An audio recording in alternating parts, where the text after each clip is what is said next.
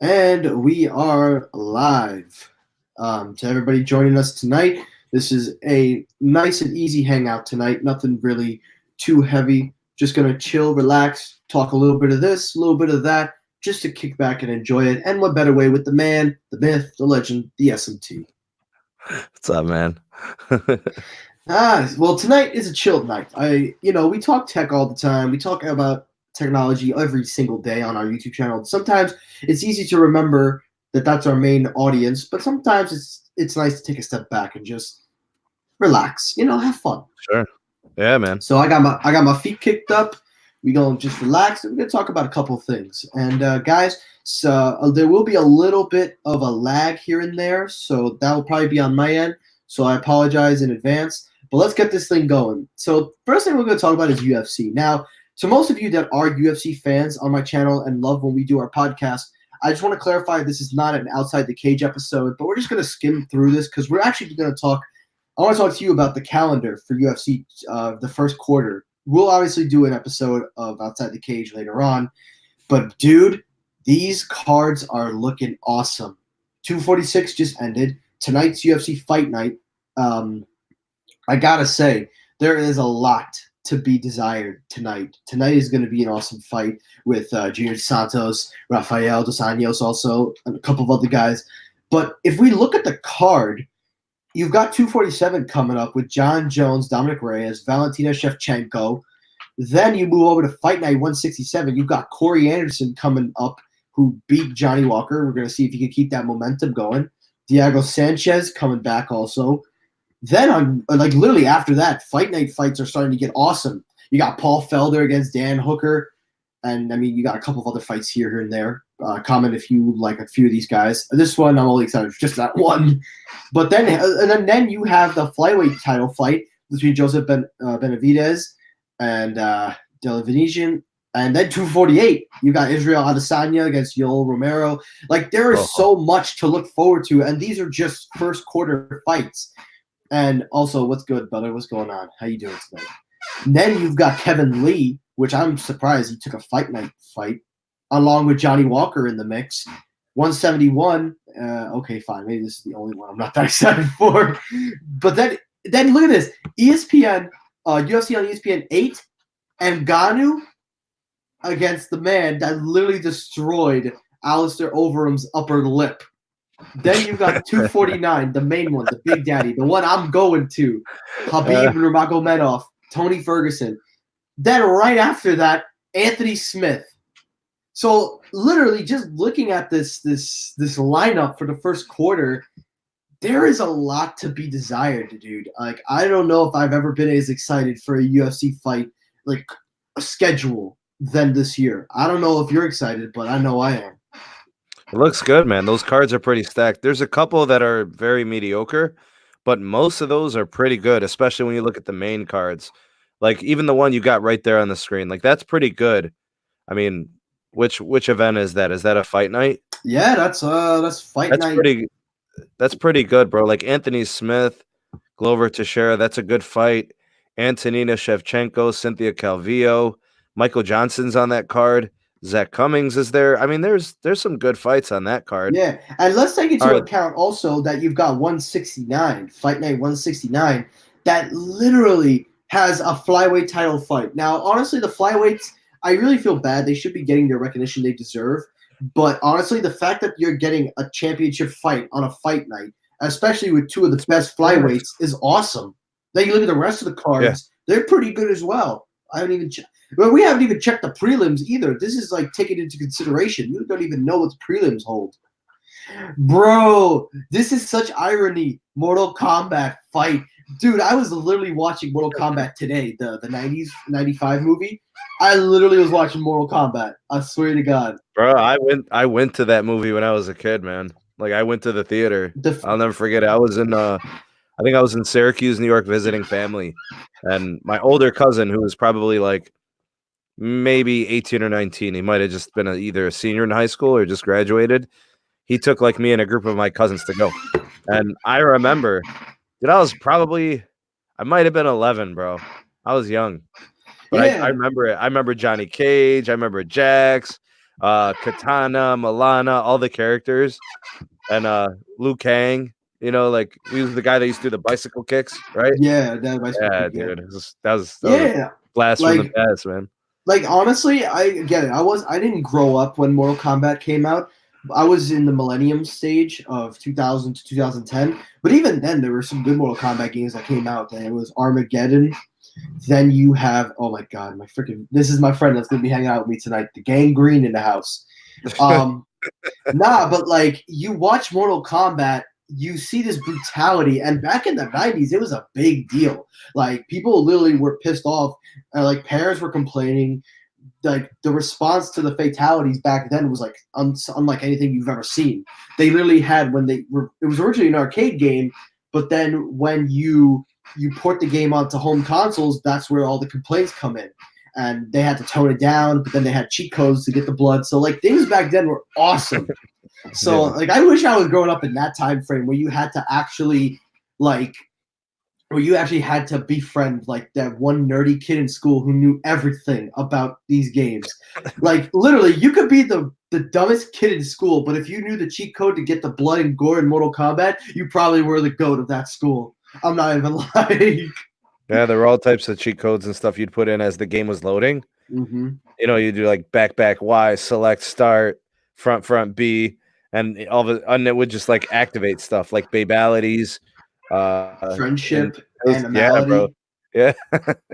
But as Mortal Kombat has gone, there has been a decline, and that's why I'm pulling this up because there has been a slight decline in the phase of Mortal Kombat. But the popularity is still there. Now we're playing. Now you're talking, next gen consoles. I've played all the next gen Mortal Kombat games. I've played number 9, 10, XL, 11. And 11 is by far one of my favorites, but the one thing they messed up in Mortal Kombat with 11 was this motherfucker right here. This motherfucker. They literally put the Joker in. But does that look like the Joker to you?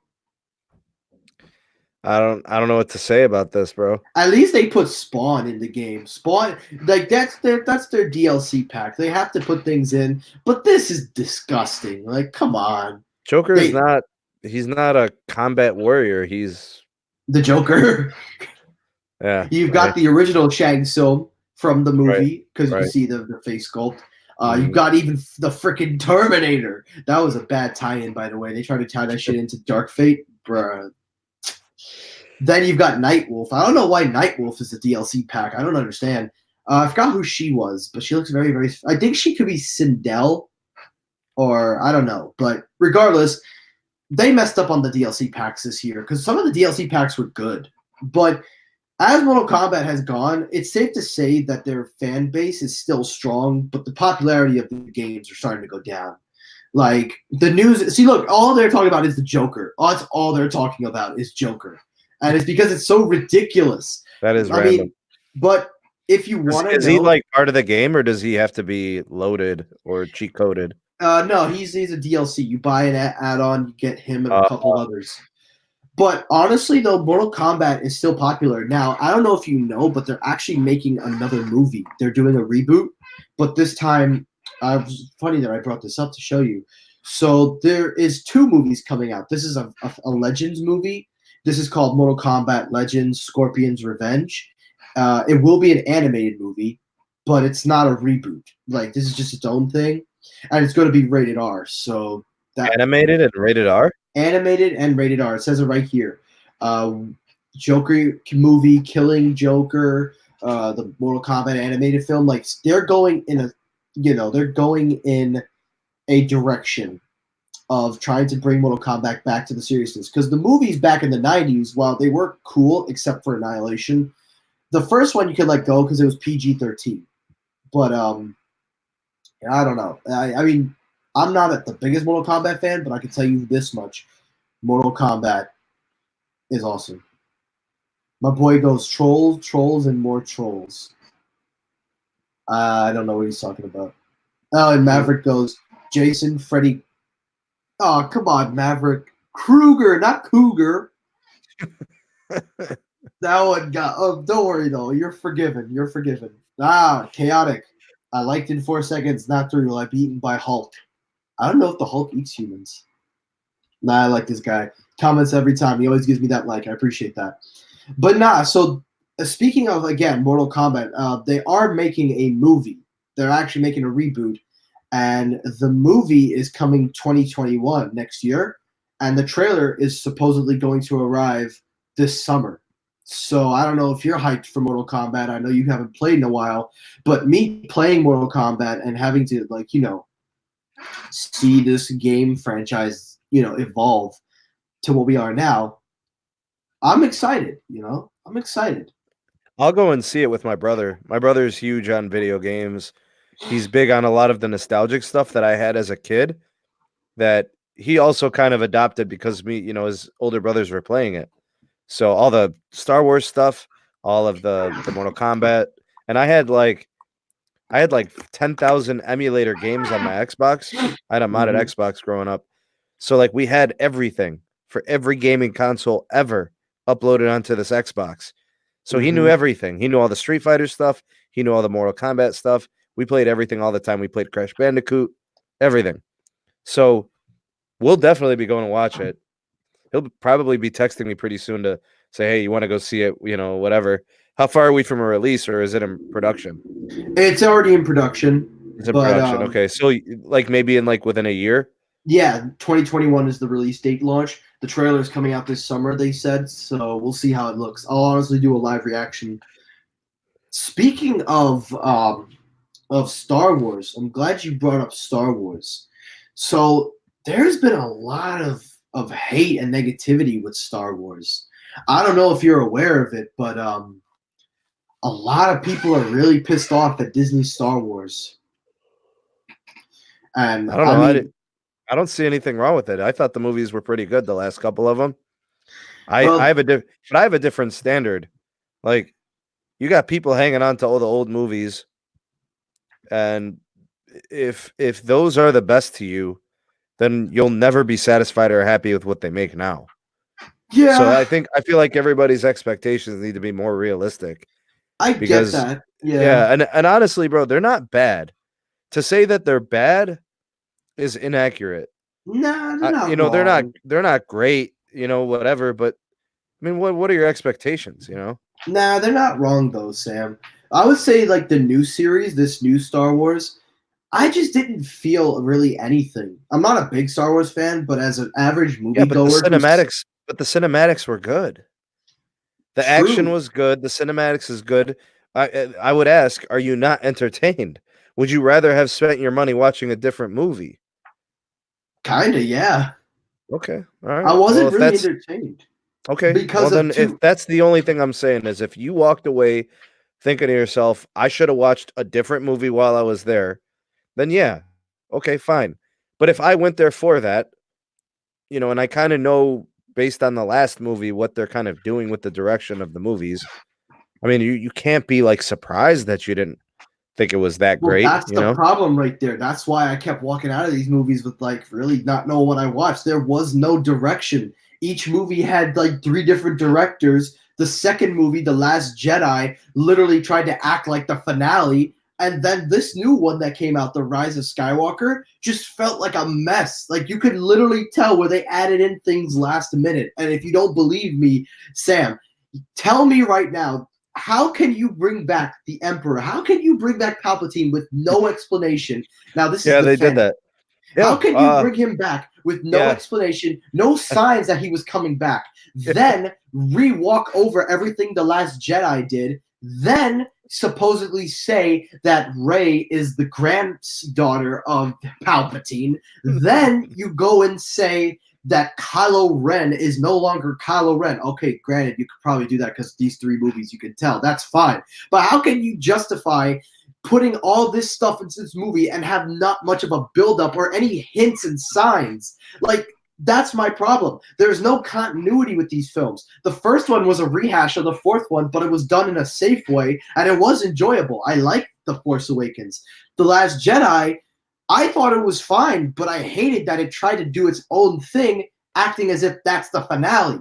But I'm like, you got one more movie to go. You just killed Snoke. You killed the hype, any backstory to the Knights of Ren. You've basically proven that you're acting like this is the last movie.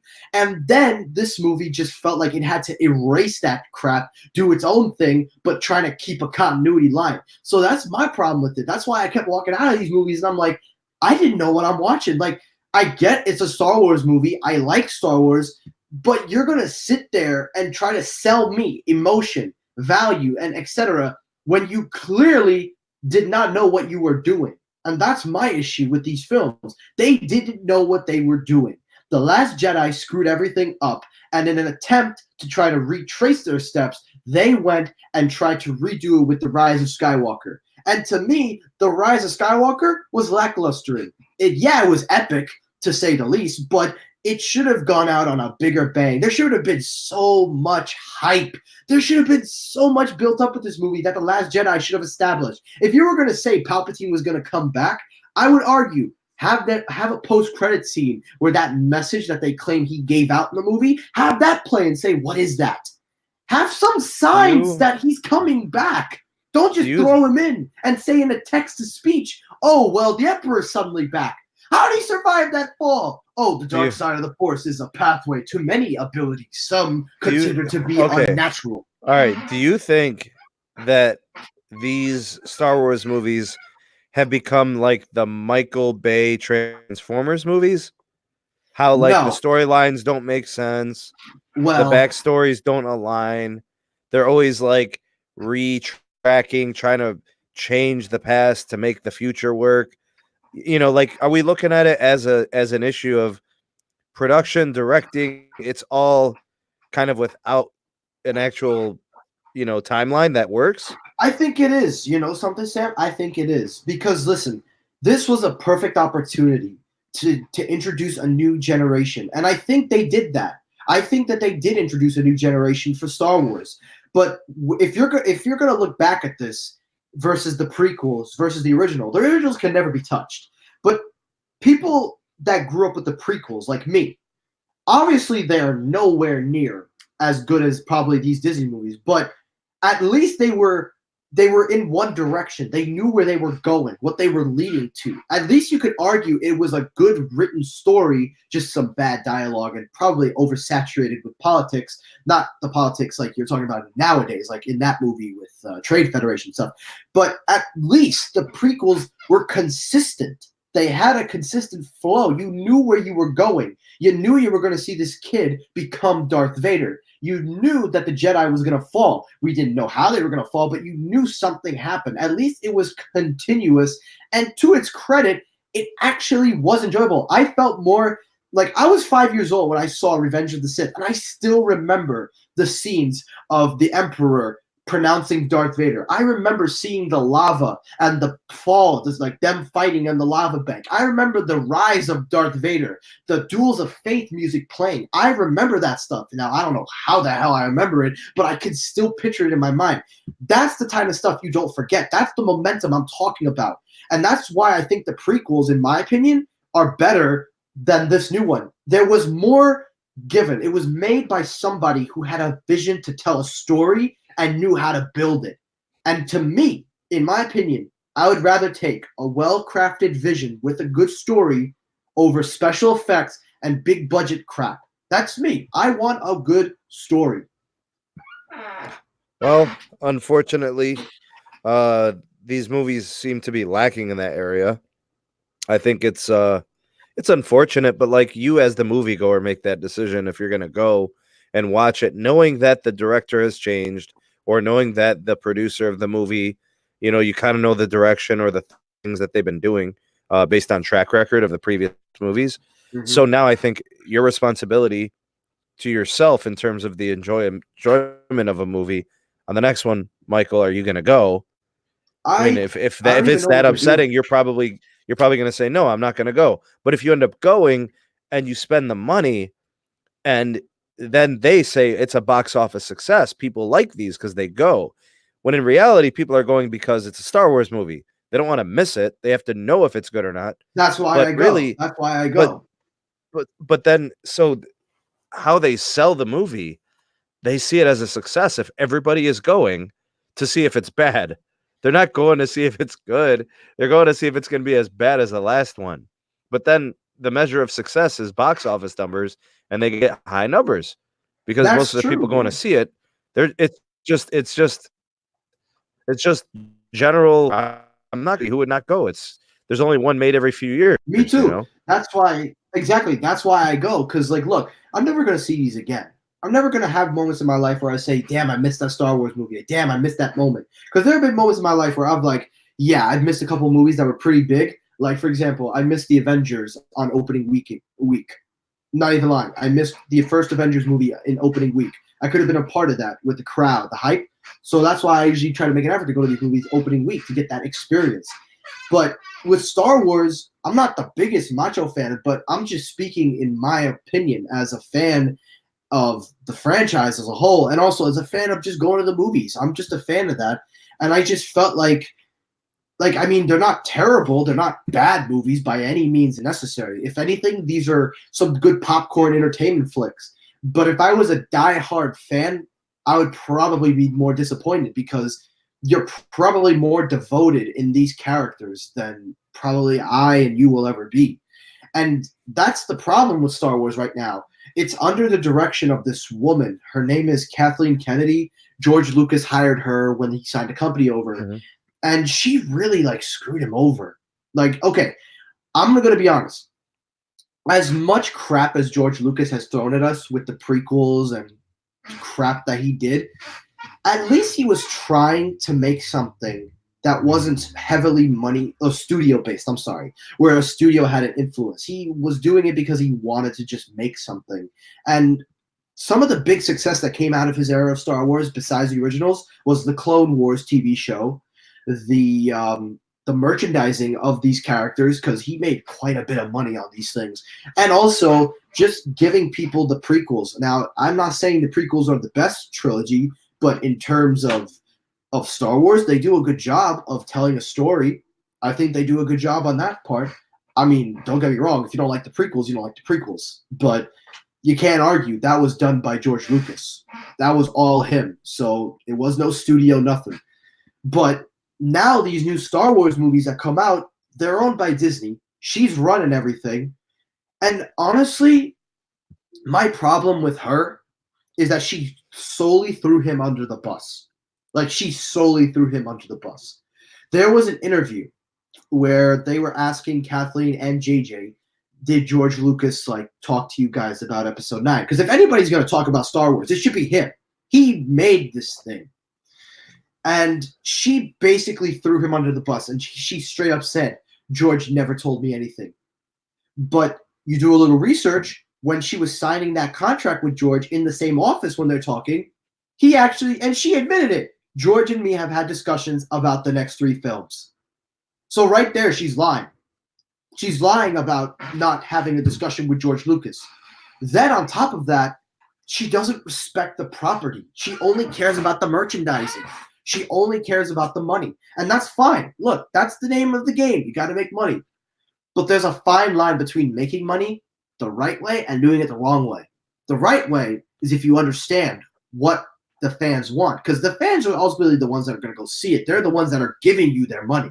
True. When they start to realize that you're not caring for us and you care only about the merchandising and you care only about Disney Plus subscribers, they're going to backtrack and they're going to be like, you know what? Maybe I shouldn't care. And that's exactly what's happening right now. Was the Mandalorian considered a success? Oh, absolutely, because she had no influence on that. That was done. That was done by a guy who actually said he respects George Lucas's vision and actually took it seriously. But now there's a problem, which we're going to show you. Carlos is in the house. Carlos, how you doing, brother? Maverick wrote something, Sneed. I want you to tell me if you agree. He writes, today movies shows are PC, feminazi, I don't know what he's saying. Hard left, feminazis, hard left, totally woke agendas, and Disney is the worst. That's what's going on. The storytelling takes a backseat every time. Sneed, the movie media are also biased and give attention to all the propaganda. Rotten Tomato changed their rating schemes because CPT Marvel was getting bad reviews and negative feedback. They say it's box office success because they know the general public will take it at face value. What do you make of what his comments are? Well, so this goes back to what I just kind of mentioned before. if the only way you can indicate to a producer, a director, a studio, the only way you can indicate whether or not you approve is if you go and watch it and you spend the money. Because the way they measure this, they look at like how much money was spent to produce this movie, how much money did it generate at the box office, US, China, they add all this stuff, right? If they end up losing money or breaking even, then it's viewed as a I don't know, I guess a loss, a not a success, a failure. They got to make money, and go above whatever they spent for it to be considered a success. So if people don't go, if they see a track record of movies, the last 2-3 movies have been, femnazi, this woke thing. If you don't like that stuff, then you don't go. Exactly. Don't pay the money for it. And if people really don't want that, they should not go. And then the subject matter will change. The writers will change. They're gonna, bro. Just name a person in the right mind who wants to lose money. Nobody. Not a single person. If people don't want PC, if people don't want femnazi, if they don't want woke, don't go see it. Well, then don't go see it. And then all of a sudden, we'll see the writing change. We'll see the storylines change. But until that point, if 70% of the general public wants that, they will do that. Because if it's 70% of the general public, that's a majority of the people who are going to go and pay and watch. Oh, 100%. And that's so really, so it's not really a problem with the movie itself. It's a societal thing. Like if you have a problem with the way things are trending in our society, and in my opinion, I look back at Black Panther, right, as an example of this. So Black Panther, it kind of had a little bit of a politic piece to it. It was kind of, it took this twist. You look at the social climate of what has been going on for the last few years. You think about like Colin Kaepernick and all this other stuff. It empowered a Black character, right? I thought that movie was tastefully done. I thought that movie was very good. It was well written. 100%. And it was executed really good. Oh, 100%. So, but if you want to call that PC and woke, well, fine, but the movie was good. The movie was good. And I can't believe I'm about to say this, but that literally was the first movie I saw with my girlfriend. That was the first ever movie we saw together. And we both walked out of there We enjoyed it. My wife loved that movie. I would go see it again. She never watches Marvel. My wife watched Deadpool with me and Black Panther. That's it. She won't watch anything else with me. But like the next Deadpool, she'll come with me. The next Black Panther, she'll come with me because she knows that they're good. Yeah, I agree 100%. And honestly, at the end of the day, like I tell people, if you know something is going to be all about Matt Dubb is in the house. Matt W. And honestly, if you know people are like movies are going to be like this, don't give them your money. Why bother giving them what they want if you're going to be suffering at the end of it? And listen, I don't get political. Quite frankly, I don't like to talk politics. I'm not a guy that likes to talk that stuff. But I'll be honest, like the reason I stay quiet about it is because if you say anything, people are going to look at you and start hounding you and start labeling you and shit. And that's why I remain, I remain quiet. I just sit in the back and let them debate. Because look, if I say something or you say something, we say anything, somebody out there is going to see that and they're going to disagree. But instead of debating you, they're going to call you names. They're going to call you this. They're going to call you that. And then they're going to basically try to shame you. And if you don't believe me, go on Twitter. Twitter is a perfect example. Somebody says they like something. They like anything. They like this person. Oh, you're a lobbyist. You're a fascist or you're a racist. Like they just said they like the person. That doesn't mean anything. So that's why I stay quiet about politics. That's why I refuse to talk politics. But I understand where he's coming from with that. And again, like you said, with this whole thing, there is a problem with the Disney Star Wars. It's really just creative differences. They don't know exactly where to go. The Mandalorian is just really their best home run that they have. Because The Mandalorian is a good TV show, in my opinion.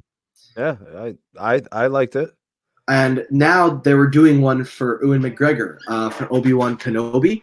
This was the series, but now you see, look at the article title. Production delays on Obi-Wan Disney Plus series are part of a bigger Star Wars problem. Now, right now, it's not necessarily bad news yet. And I agree, it's not bad news yet. But if wait a minute. So Star Wars has a guidance issue. Exactly. Like it's not it's a more of a systematic problem.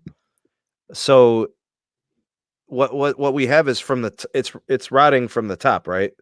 So it's a situation where the fish rots at the head.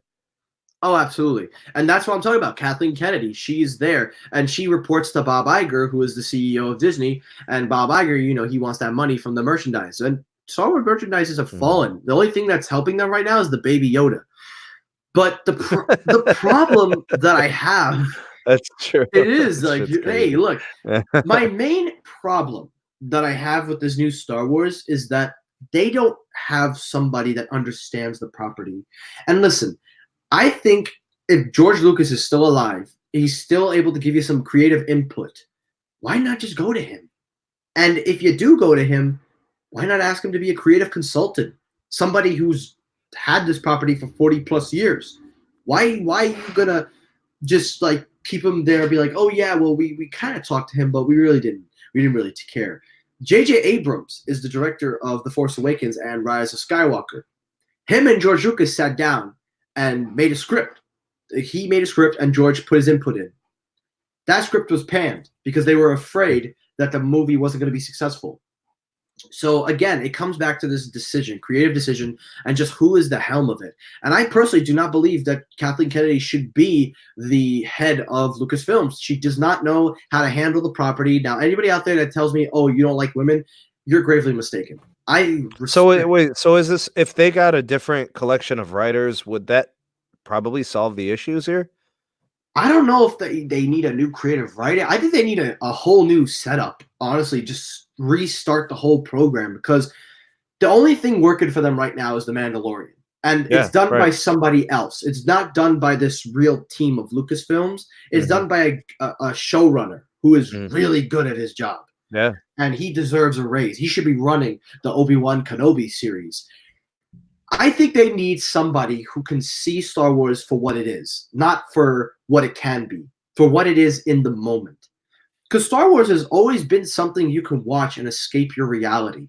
That's kind of why you go to the movies. You go to the movies to escape the reality. You're tired of seeing this crap every day. So you go out, you just want to have a good time. You don't want to be suckered into the crap that we have to suffer to every day. You go to the movies, you relax.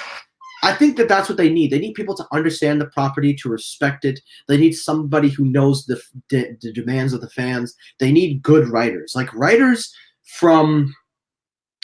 There was a show that was really, really good. Like the writers from Game of Thrones up to before the final season. Like those writers. Because those guys knew how to keep people tuned in and knew what fans liked about Game of Thrones. You need writers that like Stranger Things. Like people that can write stories and keep them consistent. Yeah. So I really think they need a whole new team with Star Wars. Because if you look at this article, it depicts the problems of Star Wars in this nutshell of what's going on with Disney. Like they're delaying the Obi-Wan series because of they don't have the right team or something about creative differences. There was a lot of reports about this show being held. And right now they're saying that they don't know who's going to helm it. And quite frankly, I think they should just keep the guy who's doing The Mandalorian, have him go in. I think he should. Well, I mean, based on success, you'd say, let's stick with the hot hand. Let's try this out. Or, and you know something, Kevin Feige, if you know Kevin Feige, the CEO of Marvel, he's coming to the Star Wars brand. He's actually coming. Is he? Here, I'll show you. Kevin, is it on like an executive role, or is it on more of like an advisory role? I think he is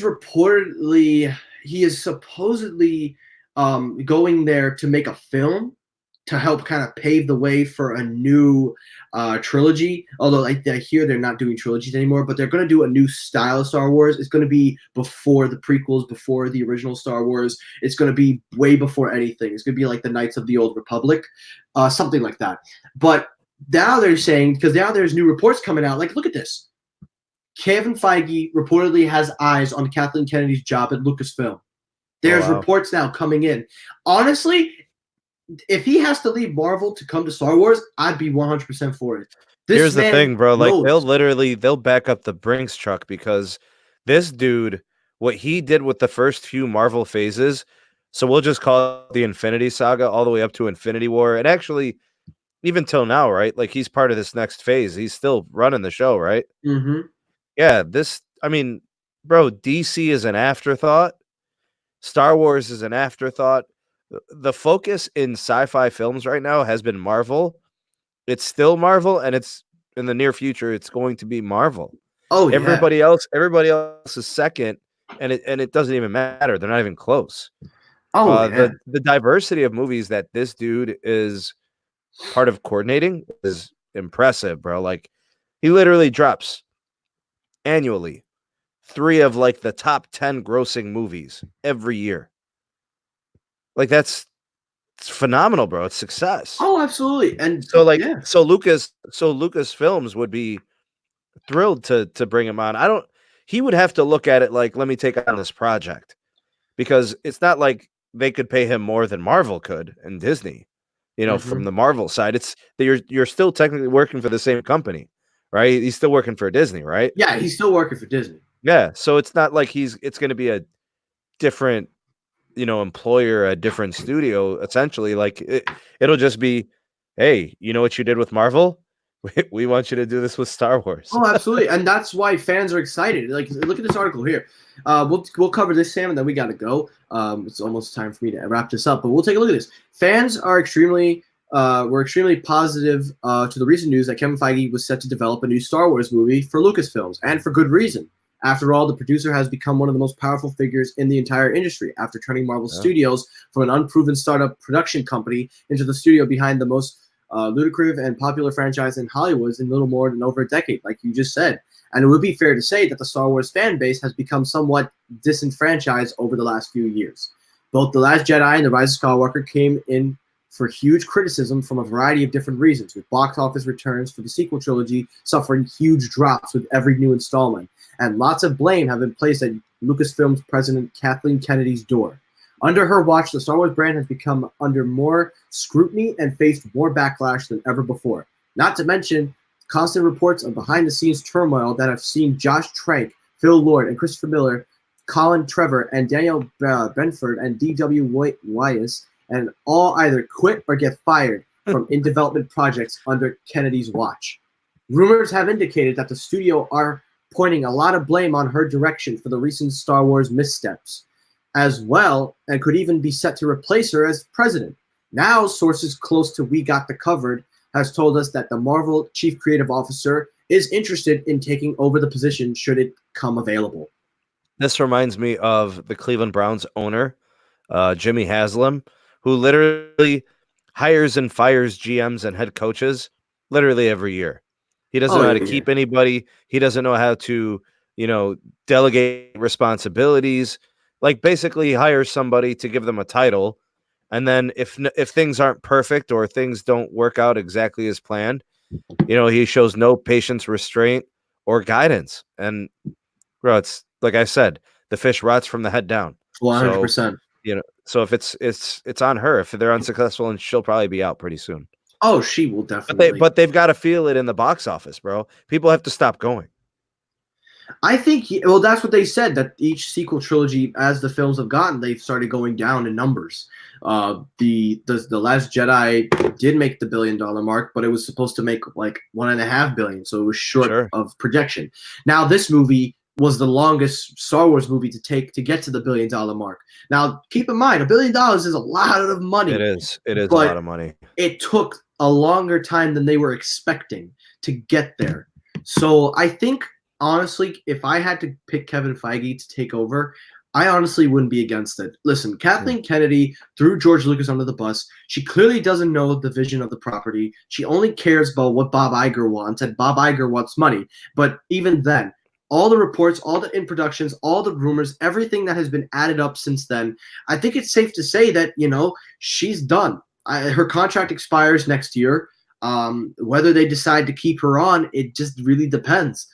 Do I wish to see her get fired? I don't want that for her, but do I think she needs to step down as the president? I think so. I think she should, when the contract expires, I think Disney should consider looking at Kevin Feige, see how he does with his version of the Star Wars movies, see if they're very good in production, and maybe give him a chance. This man's responsible for the Infinity Saga. He is responsible for a shared universe, and now he is responsible for bringing in other universes with Doctor Strange in the multiverse. I don't know if you know about the multiverse.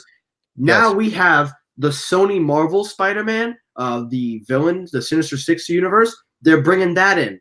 They're bringing in the X-Men. This man is working on ways to bring the Fantastic Four, other Marvel properties that we have yet to see. So this man is probably a genius, in my opinion. And I would love to see him take over Star Wars and bring this franchise back. I would love to see it. Yeah, they need a Kevin Feige. They need something to change the trajectory and the whatever's going on currently. So they need a new vision, they need new execution, they need new leadership, they need new writers. You know, it just, you got to put better people in the right positions to change the way things are going. You know, that's the bottom line. Absolutely, and I agree. Now, we do have a couple more minutes before we have to end this, guys. Now, listen, guys, I know a lot of you may not agree or what we have said tonight, and I respect your opinions if you don't agree, but just please know this was not intent to be a political talk. This is just for fun. We were just having fun. I got a little serious because, look, I enjoy Star Wars for what it is, and listen, it's not a debate. It's just talk. We're just having fun. And listen, we take note. We are not discriminating. We're not doing anything. So please just understand there is no political crap involved in this. So please understand that right now. Because the last thing I want to hear is I'm a woman hater and this and that. And I'm like, those people can literally go fuck themselves.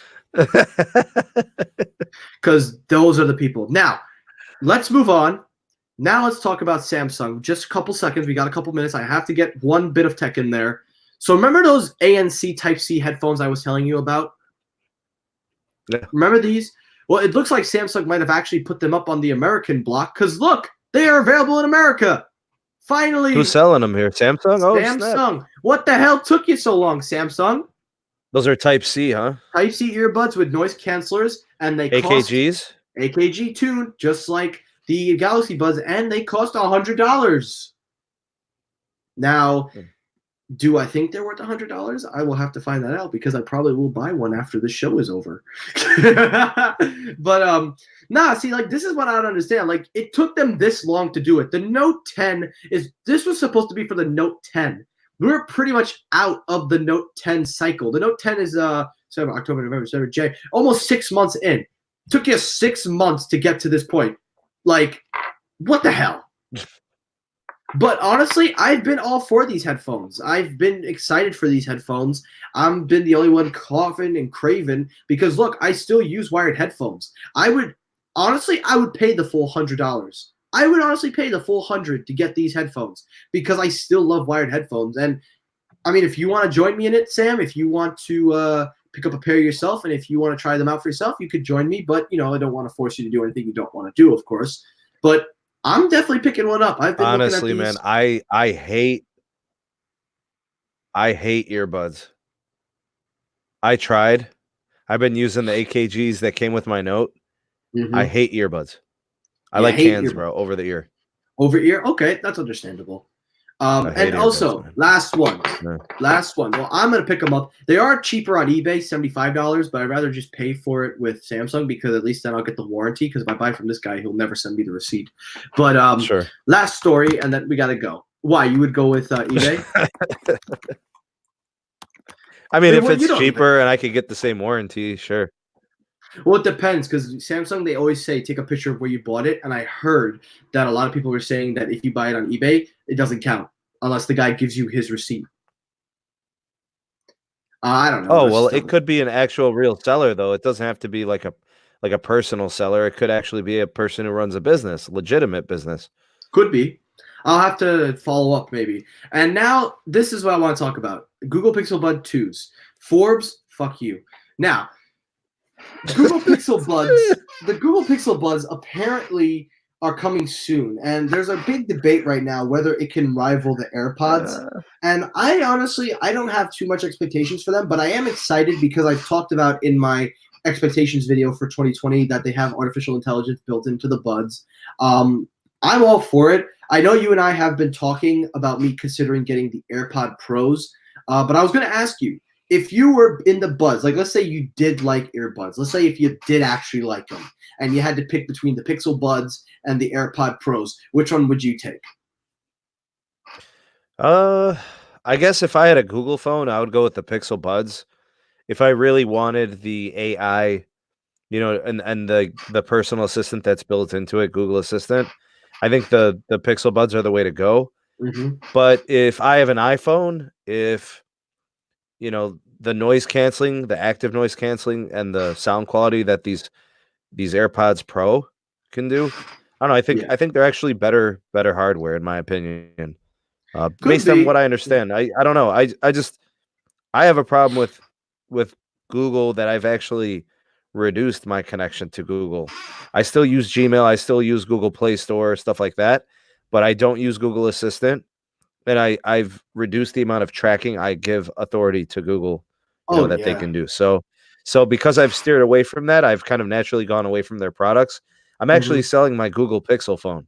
Mm. So I've kind of shifted towards Samsung. I'm probably going to buy a BlackBerry to replace my Google phone, Ooh, and nice. I might be looking to get maybe a Huawei as kind of like a, I don't know, I want to try a different type of flagship. So I don't know. I've been Mr. Google for a long time. I've been riding with Google phones since the Nexus program, and I always love the updates. I always love the software, regular, the patches that come in monthly, the operating system updates that for 2-3 years. But I think, Mm-hmm. like, I don't know. Their hardware just, I don't. It hasn't been impressive. So I'm more into Samsung. I want to see what they do Yeah, moving forward with they the are next generation making. of phones, and we'll see what they do with their earbuds and stuff too. I liked Samsung earbuds. I'm probably gonna get those ANC earbuds because I'm still rocking wired, and honestly, look, I use wired earbuds I wireless all the time, wherever I go. But honestly, I would prefer wired, and USB-C is not bad. But that's another discussion for another time because we are actually out of time. So that is it for the Hangout, guys. To everyone that tuned in, thank you for tuning in. And again, guys, sorry if we took a different dive that you were expecting. But again, this was just a Hangout. This really was not to get, this is just to relax, have fun. But listen, guys, I will be making another episode tomorrow night. I'll have it out for Monday for the start of the week. Anyway, I hope you all have a great night. Thank you guys for tuning in. Sam, as always, thank you for coming on, brother. I Thanks for appreciate having what me, you bro. do. Yeah, it was a All pleasure, right, man. that is it for tonight's episode of Let's Hang Out. Thanks for watching, everyone, and good night.